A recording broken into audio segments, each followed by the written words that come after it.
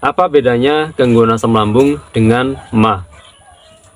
Assalamualaikum warahmatullahi wabarakatuh. Ketemu lagi dengan saya. Pada kesempatan kali ini saya akan membahas itu singkat saja, tentu saja berdasarkan pengalaman pribadi dan juga sebatas pengetahuan yang saya ketahui saja, bukan sesuatu yang paling benar ataupun bukan kebenaran yang paling benar, tak tergoyahkan sama sekali, bukan. Bedanya gangguan asam lambung dengan MAH. Gini, saya kira para pejuang gangguan asam lambung sudah banyak yang tahu, tapi mungkin juga beberapa pejuang gangguan asam lambung masih ada yang belum tahu. MAH itu versi saya, bukan yang paling benar. Sekali lagi, kalau MAH yaitu adalah lambung kita mengalami radang. Itu kalau MAH. Tapi kalau gangguan asam lambung cenderungnya adalah GERD. Kita mengalami GERD ataupun otot kerongkongan yang bawah itu nggak bisa bekerja maksimal ataupun sedikit melemah sehingga nggak bisa menutup rapat maksimal, sehingga asam lambung mudah naik. Yang dirasakan adalah biasanya tenggorokan mengganjal, sering sendawa, kadang keliengan, gemeteran juga, mata buram juga, pusing juga. Dan juga masih ada juga yang kebalik-balik antara MAH dan juga gangguan asam lambung. MAH dikira gangguan asam lambung dikira MAH. Jadi sekali lagi, kalau MAH adalah lambung mengalami radang, tapi kalau gangguan asam lambung cenderungnya GERD ataupun kerongkongan otot yang bawah melemah ataupun nggak maksimal menutup rapatnya, sehingga asam lambung mudah naik. Dan fakta di lapangannya yang terjadi ataupun yang saya temui, yang saya tahu, yaitu adalah banyak yang mengalami radang lambung saja ataupun MAH saja, banyak juga yang mengalami gangguan asam lambung saja ataupun GERD saja.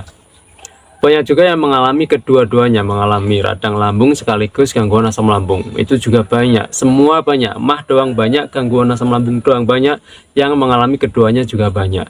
Dan gimana kita bisa tahu mengalami radang lambung ataupun MAH ataupun mengalami gangguan asam lambung? Gimana caranya kita bisa tahu?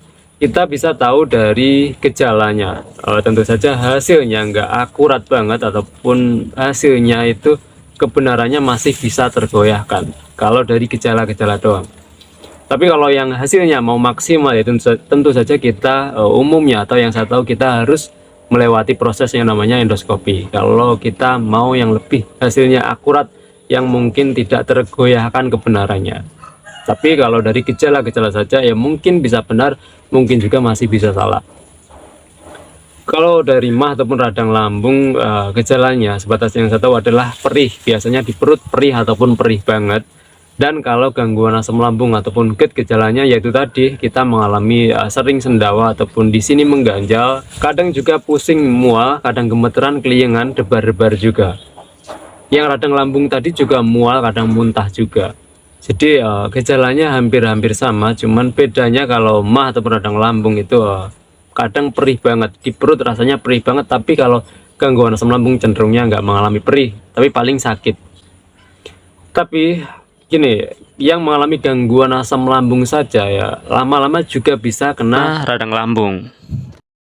Radang saya sangat lama bisa berpotensi mengalami seperti itu. Yang mengalami MAH saja juga berpotensi mengalami gangguan asam lambung ataupun GERD. Sebatas yang saya tahu seperti itu, dan saya pribadi pernah mengalami keduanya, mengalami radang lambung sekaligus gangguan asam lambung. Dan kalau versi saya simpelnya gini, mungkin bagi teman-teman pejuang gangguan asam lambung sebagian yang nggak sempat endoskopi, entah alasannya biaya ataupun alasannya takut atau alasannya sulit, nggak bisa ataupun nggak boleh minta endoskopi langsung dan macam-macamnya. Kalau versi saya yaitu adalah balik lagi, kita yang penting menerapkan pola makan, pola hidup, pola pikir dengan benar.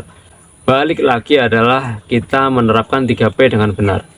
Insya Allah dengan begitu, mau radang lambung saja maupun gangguan asam lambung saja maupun keduanya, kita bisa membaik dan kita bisa sembuh dari gangguan asam lambung ataupun radang lambung itu. Balik lagi, kita harus menerapkan 3P dengan benar. Kita harus mempelajari yang lebih benar seperti apa, yang lebih tepat seperti apa, yang namanya 3P, pola makan, pola hidup, pola pikir. Bagi para pejuang gangguan asam lambung yang mungkin masih belum ketahuan jelas hasilnya apa, tapi ketika kita mengalami gejala yang mirip-mirip seperti itu, kita langsung menerapkan pola makan, pola hidup, pola pikir dengan benar. Dan juga sebenarnya yang namanya pola makan, pola hidup, pola pikir dengan benar ya memang kita harus seterusnya kita melakukannya memang. Jadi kita nggak perlu nunggu endoskopi dulu atau apapun, baru kalau hasilnya sudah kelihatan kita baru menerapkan pola makan, pola hidup, pola pikir dengan benar. Iya, nggak seperti itu juga. Ya, walaupun kita masih mau memeriksakan, tapi kalau kita gejalanya sudah mirip seperti itu, ya mulai detik ini juga kita harusnya menerapkan pola makan, pola hidup, pola pikir. Jadi saya kira itu sekali lagi itu adalah versi saya doang, bukan kebenaran yang paling benar yang tak tergoyahkan, tapi itu hanya versi saya saja.